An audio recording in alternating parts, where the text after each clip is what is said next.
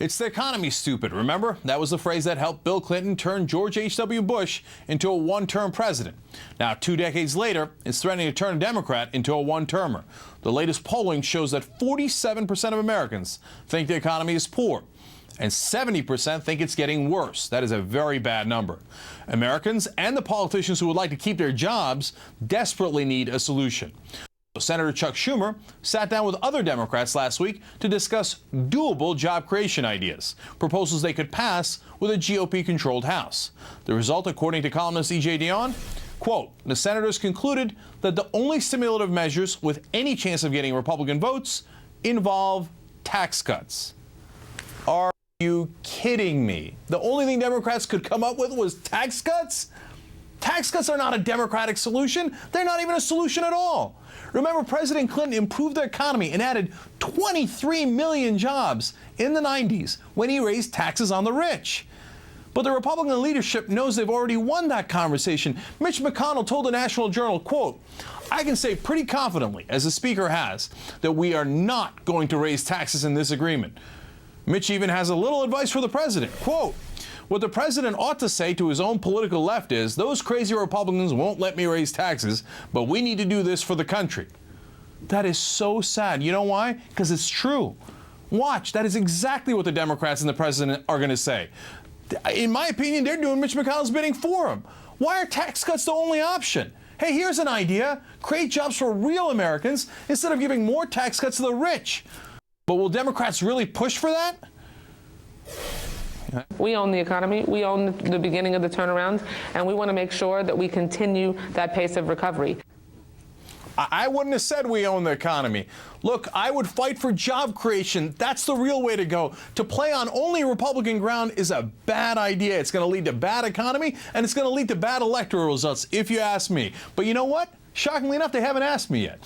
All right, let's talk about it with someone else. Adam Green is joining me. He's the co-founder of the Progressive Change Campaign Committee. He's live in Minneapolis, the site of the Netroots Nation Convention this week, where actually I'll be speaking on Saturday night.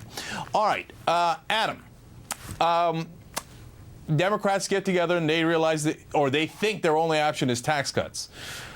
I suspect you have a different idea. Yeah. Well, first of all, welcome, greetings from sunny Minneapolis, home of Paul Wellstone, and as you said, the Netroots Nation Conference. Look, Democrats have a consistent pattern of essentially capitulating before the fight even begins. And it's a real problem. Here's kind of the mental process they go through. It's like, well, do Republicans say they will vote for these progressive popular ideas? Oh, no, they won't. So let's just adopt Republican ideas. But that's an absurd way of legislating. The best way for progressives to legislate is really a three-step process. One, say what is the right thing to do. In this case, as you said, it's massive government investment in jobs. Step two, is this a popular idea? In this case, overwhelmingly, Republican, Independent, and Democratic voters want investment in jobs. And three, I would call the Cenk Uygur step, which is Democrats have to make the case.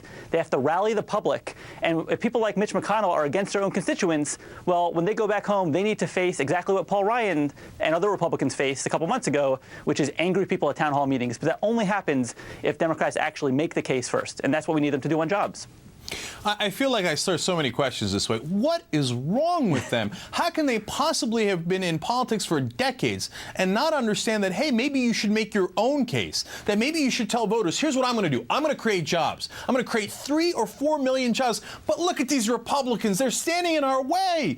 And then you put pressure on the Republicans. And guess what? The Republicans might change instead of you caving in all the time. Like, seriously, Adam, you work a lot in Washington. I'm sure you tell the congressmen and the senators that. When you tell them that, what do they say? I mean, do they say, I don't know anything about politics? Well, what the hell do they say? Look, honestly, there's kind of a culture clash between those who only play the inside game in Washington, D.C., and those who understand how to mobilize people outside of Washington. So look, I mean, here's the way I see a negotiation. If 75% of the people are on my side and 25% of the people are on the side of somebody across the table from me, and they're drawing a line in the sand in a way that puts them on the opposite side of their own constituents, I'm not going to take that line in the sand. I'm going to rally their constituents against them. And politicians, most of whom are younger, a little bit more tech savvy, understand how to use the internet to rally people quickly.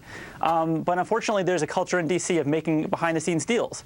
Now, the one fortunate thing, I have a different theory, Adam.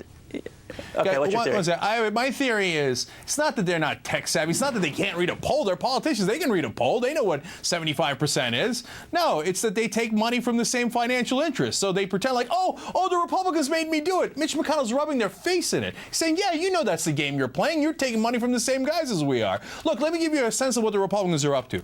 They're going to take almost $1 billion away from WIC, from CSFP, TEFAP. These are all programs that help poor, the middle class. They help the women and children. They're looking to kill Medicare and Medicaid if they can. They want to spend $17 billion more on defense. They want to continue tax breaks for big oil. They want to demand $2.4 trillion in cuts in exchange for raising the debt ceiling.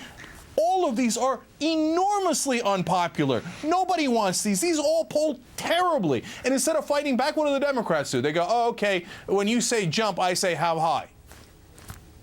A party can't be that bad. They just can't be that bad. Look, I'm not going to dispute your basic premise, which is that corporate money is absolutely corrupting politics. I really think it's a few things. I think it's that. I think it's the failure to understand how to mobilize the public.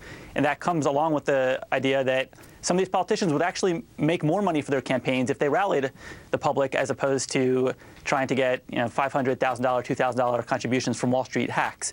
But the third thing is honestly just a fear factor with Democrats. Many Democrats kind of imagine the worst case scenario of what will these big corporate ads that run against me look like, and then they think to themselves, oh, there's no way I can possibly fight back, even when the polling clearly shows the public is on my side. And what we're trying to do is say to those people, the good people who feel trapped in the bad system as opposed to the genuinely corrupt people, we're trying to say, we will get your back if you're willing to fight for massive government investment in jobs. Let's wire rural America with internet. Let's rebuild crumbling schools. Let's put people to work. And I would just say that the one good piece of news today, piece of news today was that in the Huffington Post, in response to our activism, Senator Chuck Schumer's office said that he's willing to fight for investment in infrastructure. We look forward to working with him if he's willing to do that. I hope so. Will have the backs of other Democrats as well. Really hope so. All right, Adam Green of the Progressive Change Campaign Committee, thanks for joining us. We appreciate it.